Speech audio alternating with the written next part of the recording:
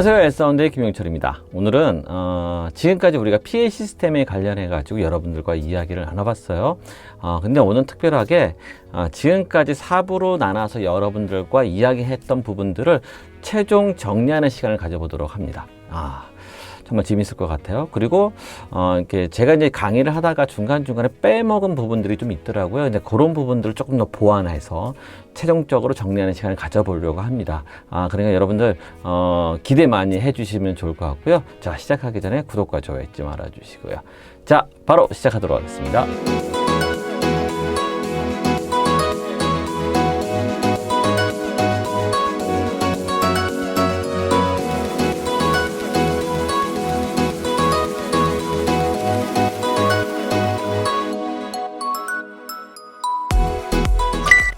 지난번 강의에 가장 먼저 했던 것은 뭐냐면 소리의 속도에 대해서 여러분들과 이야기를 나눠봤고요. 두 번째로는 그 소리의 파장에 대해서 여러분들과 이야기를 나눠봤어요. 거기에 따른 주파수와 파장 간의 관계에 대해서 여러분들과 이야기를 나눠봤고요. 두 번째로 여러분들과 이야기했던 것은 스피커의 커버리지에 대해서 여러분들과 이야기를 했어요. 버티컬 관점에서의 커버리지, 호리에탈 관점에서의 커버리지, 이 두 가지 관점에서 여러분들과 이야기를 했는데, 지난번에 이야기하다가 이 부분을 제가 빼먹은 부분이 있었어요. 뭐였냐면 스피커를 커버리지를 안다고 하면 여러분의 스피커 위치를 잡아야 될 거 아니에요. 근데 그 위치를 잡는 방법 중에 가장 대표적인 방법이 레프트 라이트에 스피커를 놓는 스테레오 방식이 있고요. 그 다음에 두 번째로 많이 사용하는 것이 이제 모노클러스터 위드 다운필이라고 있어요. 이게 뭐냐면 스피커의 위치가 그 무대 홀의 정중앙에 놓는 거예요. 정중앙에 놔서 스피커에 이제 확성을 하는 거죠. 스테레오 타입과 모노 타입의 그 가장 큰 차이점이 뭐냐면, 스테레오 타입 같은 경우 레프트 라이트의 소리를 분리해서 쏘기 때문에 공간감이 있는 거죠. 그러니까 좌우 분리가 이루어지고요, 이제 깊이가 있고요, 뭐 이런 여러 가지 특성이 좋아요. 그러니까 음악을 재생하기에, 음악을 확성하기에 가장 이상적이라는 거죠. 근데 이제 단점이 있죠. 왜냐면 레프트 라이트의 소리를 같이 확성을 하기 때문에 어느 부분에서는 소리가 확성이 되고 어디선가부터 소리가 죽는 현상, 이런 것들이 이게 콘 필터라고 얘기를 하는데, 이런 현상이 벌어지기 때문에 스피치 전달에는 좋을 수도 있고 그러나 또 안 좋을 수도 있다는 거죠, 위치에 따라서. 그래서 나온 것이 그러니까 모노크러스트 방식이라고 해요. 이제 모노크러스트인데 이제 그 다운필을 보충을 해서 사용하는 것이 있다라는 거죠. 그냥 모노크러스트 방식. 이거 같은 경우에는 음악적 재생하기는 좀 단점이 있겠지만, 가장 확실한 거는 뭐냐면 스피치 전달에는 정말 좋아요. 명료한 소리를, 깨끗한 소리를 잘 전달할 수 있다는 장점이 있거든요. 그래서 그러니까 스테레오 타입과 모노크러스트 방식을 합쳐서 나온 것이 LRC 시스템이에요. 그러니까 레프트, 라이트, 가운데, 센터에 놔서 그래서 두 가지 효과를 다 보는 거죠. 음악을 재생할 때 레프트, 라이트, 그 다음에 이제 스피치 전달할 때는 센터, 뭐 이런 식으로 어쨌든 같이 이렇게 사용한다라는 거죠. 그러니까 스피치 전달도 좋고, 그 다음에 음악적 재생하기에도 좋고, 공간의 풍성함과 이 두 가지 잘 결합을 했기 때문에 뭐 재정적인 여유가 된다고 하면 가장 권장해 드리고 싶은 시스템이겠죠. 자, 지금까지는 호리존털 입장에서의 이제 커버리지라고 하면, 이번에는 이제 그 버티컬 입장에서의 커버리지에 대해서 여러분들과 이야기를 나눠보도록 하겠습니다. 지난번에 얘기를 할 때 스피커 위치가 높으면 높을수록 좋다라고 여러분들과 이야기를 했었을 거예요. 지금 이 그림을 잘 보시면 지금 파란색으로 표시된 그 디스턴스, 이제 스피커가 쐈을 때 가장 근거리에 있는 위치와 가장 멀리 있는 사람들에게 전달되는 그 위치가 지금 빨간색으로 표시된 부분이거든요. 가까운 거리와 먼 거리의 차가 너무 크다라는 거죠. 우리가 얘기를 되면 거리가 2배가 될 때마다 스퀘어로 법칙에 따라서 거리가 2배가 될 때마다 6dB가 떨어진다고 얘기를 했잖아요. 그러면 지금 같은 경우에는 거리가 2배 이상 훨씬 더 멀어진다고 하면 몇 dB가 떨어지겠어요? 정말 많은 이것을 커버하기 위해서는 그쵸, 여러 가지 단점들이 있다라는 거죠. 그래서 지금 보시는 스피커를 그러니까 플라잉을 할 경우에는 지금 잘 보시면은 가까이 있는 위치와 먼 위치의 거리가 2배보다는 그렇게 넓지는 않다라는 거죠. 2배 이상은 되지 않는다는 거죠. 이랬을 때가 가장 이상적이죠. 한 6dB 안에만 차이가 난다고 하면 가장 이상적인 시스템이라고 저희들은 얘기를 하거든요. 그래서 나온 것이 제가 앞에서 얘기했듯이 모노 크러스트 방식에서는 다운필이라는 얘기를 했잖아요. 근데 이제 보면 이제 다운필 방식이랑 그다음에 이제 라인 어레이 방식이 나오게 된 거죠. 이런 것들을 해결하기 위해서 높이 세워서, 높이 띄워서 그 높이 띄운 것만큼 각각의 위치에마다 그 빈 폭을, 커버리지 폭을 정한 다음에 개별적으로 이제 파워 출력을 조절을 한다는 거죠. 그랬을 때 모든 전 자석에서의 그 dB 차이가, SPL의 dB 차이가 6dB 이상 넘어가지 않게끔 하는 것이 가장 이상적인 방법이라 할 수가 있다는 거죠.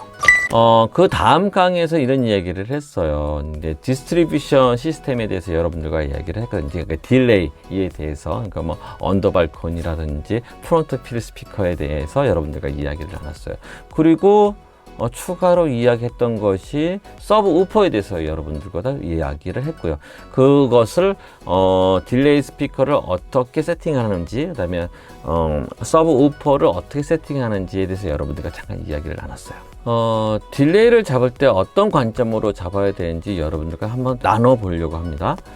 자, 그림을 한번 보시면 좋을 것 같아요. 자, 그림을 보시면 우리가 이제 드럼이 맨 뒤에 있잖아요, 보통 일반적으로. 그러면 이제 드럼의 킥이라든지 드럼의 이제 플로우 타임이라든지 이런 이제 저음 영역을 담당하는 이 부분들이, 예를 들자면 서브 우퍼라든지 이제 로우 프리퀀시를 감당하는 드라이버 쪽하고의 그 시간차가 너무 벌어지면 안 좋거든요. 그래서 항상 우리가 메인 스피커를 설치를 하더라도 그 원 소스의 음원이 예를 들면 드럼이 맨 뒤에 있다고 하면 거기에 맞게끔 딜레이 값을 조금 조절해 주는 것이 좋아요. 그러면 이제 그게 기준이 되겠죠.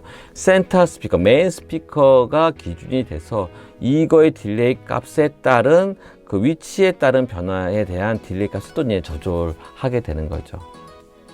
지금 보시는 그림처럼 메인 스피커에서 나간 소리가, 그렇죠, 프론트 필 스피커의 딜레이 값과 맞춰줘야 되는 거고요. 언더 발코니 같은 경우 스피커도 마찬가지, 메인 스피커에서 나오는 그 소리의 딜레이 값에 맞춰서 언더 발코니의 스피커의 딜레이 값도 결정을 해줘야 한다는 거죠. 그러니까 뭐냐면 원 소스의 위치에 따른 그 소리의 딜레이 값을 잘 맞춰줘야 된다는 거죠. 그래서 명료하게 드럼의 소리가, 킥 소리와 플로우 타임 소리가 명료하게 뚝뚝뚝 떨어질 수 있도록.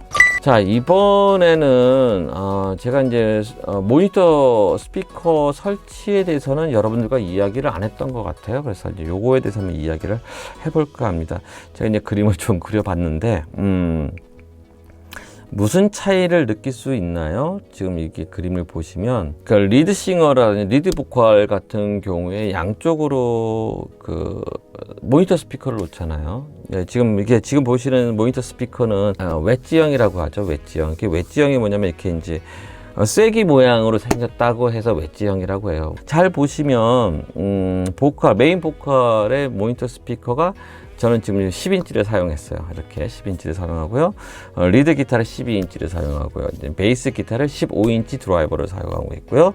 그다음에 키보드는 12인치, 그다음에 드럼 같은 경우에는 15인치 풀 레인지 스피커를 지금 사용하고 있어요. 그리고 거기다가 3웨이를 지금 사용하고 있어요. 리드 보컬 같은 경우에는 솔직히 말씀을 드리면 내 소리가, 나의 노래 소리가 명료하게 내 귀에 들려야 되거든요. 그러니까 저음 영역이 많은 것보다는 저음역을 빼고 클리어한 중음이라든지 고음 영역의 소리가 내 귀에 잘 들려야 된다는 거죠. 그러니까 저음 소리가 너무 부스트해서 들리는 것보다 레벨은 작지만 세기는 작지만 고음역과 그다음에 중음역의 소리가 내 귀에 잘 때릴 수 있도록 이렇게 양쪽에다 설치를 하는 거예요.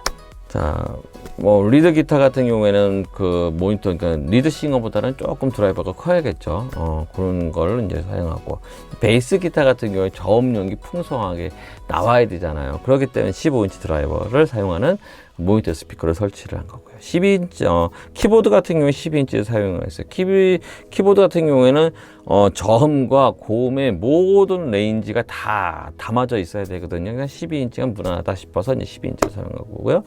근데 드럼 같은 경우에는 좀 달라요. 드럼 같은 경우에는 여긴 15인치 드라이버를 사용했지만 3웨이 스피커를 사용을 했어요. 그건 뭐냐면, 솔직히 드럼 소리 같은 경우에는, 커야겠지만, 솔직히 이제 드러머 입장에서는 그 리드싱어가 어떻게 인도하는지, 어떻게 노래를 하는지 그 템포를 맞춰줘야 될 때가 있단 말이에요.